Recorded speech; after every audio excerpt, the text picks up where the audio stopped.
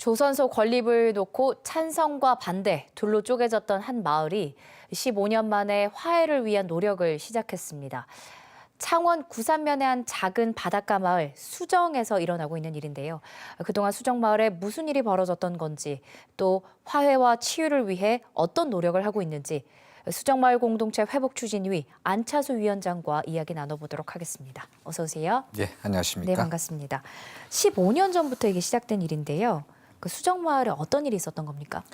예, 뭐 지역에서는 아시는 분들은 좀 아실 텐데요. 그 이름만큼이나 이제 아름다운 조용하고 그런 그 마을이었죠. 수정마을인데요.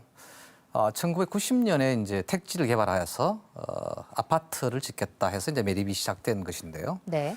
2006년에 갑자기 조선소 공장 부지로 용도를 주민들 모르는 사이에 변경을 지자체가 시도를 하죠. 이제 그때부터 갈등이 시작되었는데요. 그 후 몇 년간 계속해서 이제 갈등이 극대화되고 아주 이게 이제 극에 달하는데요. 이 최종적으로는 2011년에 공장 부지를 두고 회사 경영난 때문에 철수를 하게 되고요. 창원시가 최종적으로는 공장 폐쇄 선언을 하게 되어서 이제 그런 지금 공터로 남겨져 있죠. 그래서 10년 동안 방치된 상태인데요. 이제 문제는 마을 주민들 같습니다. 마을 주민들은 지금 공장이 떠나고 나서 뭐 생계나 생업 이런 네. 문제가 더 이제 곤란해졌고요. 그리고 이제 자신의 문제가 아니라 외부에 의해서 어찌 보자면 분열이 일어났고 또 강제에 의해서 어떤 고통을 겪게 되어서 지금 방치된 지 15년 동안 주민들이 아주 어려운 생활을 하고 있는 상황을 좀 개선해보자 하는 노력의 이제 일환인 것이죠. 그런데 사실 이런 좀 잘못된 정책들로 인해서 곳곳에 마을 주민들이 갈등을 겪고 있다 이런 소식은 전해드린 적이 많은데 이거를 회복하기 위해서 어떤 프로젝트를 시행한다는 얘기는 제가 처음 들어보는 것 같거든요. 예. 이 프로젝트를 어떻게 시작을 하게 되신 거예요?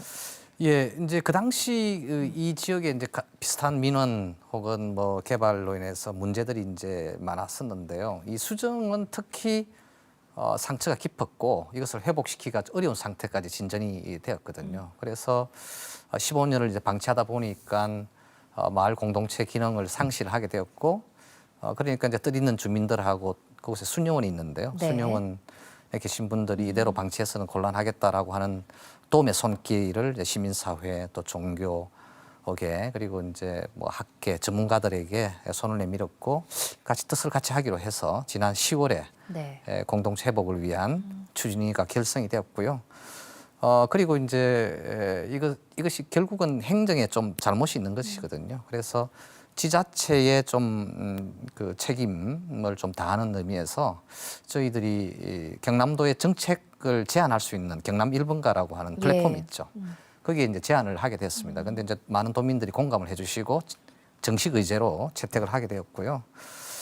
말씀하신 대로 의미가 있는 것이 이런 갈등을 좀 치유하고 공동체를 회복하려는 프로젝트는 전례가 없었던 전국적으로도 그래서 의미가 아주 있는 그런 프로그램이라고 생각이 됩니다. 근데 쉽지만은 않을 것 같다는 생각이 듭니다. 왜냐하면 갈등의 골도 깊었고 세월도 많이 흘렀는데 어떻게 진행이 되는 겁니까, 이 프로젝트는?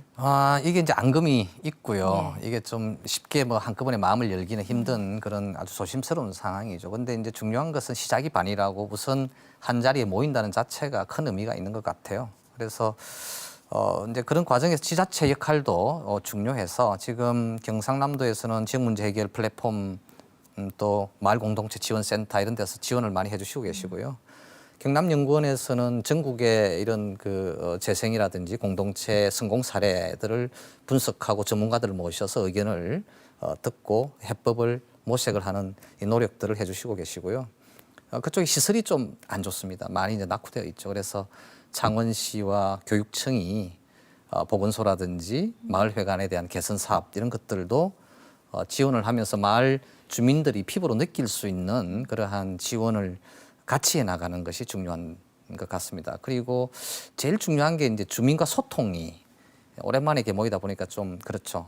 그리고 이제 주민 간 소통이 제일 어렵고요. 네. 그래서 지역 대학인 경남대학교 링크 플러스 사업단에서 교수님들이 나오셔서 그러한 문제들을 현장에서 주민들을 만나고 설득하고 하는 과정을 하면서 양면으로 이렇게 진행을 지금 해나가는 그런 단계입니다. 마음을 열고 하여튼 지혜를 모으는 그런 단계라고 봐야 되겠죠. 궁금한 건 그래서 이 프로젝트가 진행되는 거에 대해서 주민들의 반응은 어떻습니까?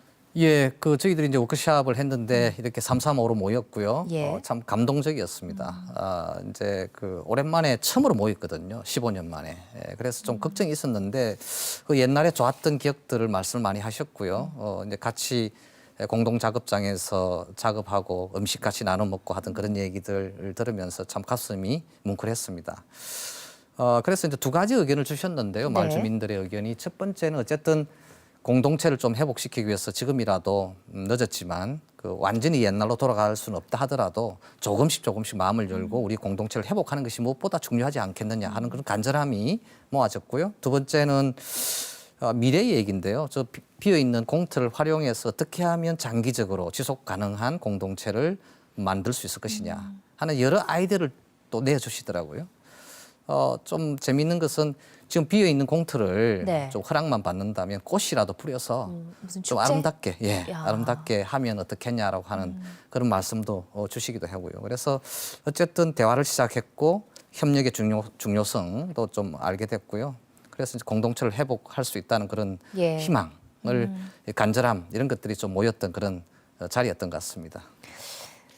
결국에 그래서 회복에 이르렀다는 소식을 들려오기를 바라면서 그런 선례로 남기를 바라면서 좀 지켜보도록 하겠습니다. 여기까지 듣겠습니다. 예, 고맙습니다. 감사합니다.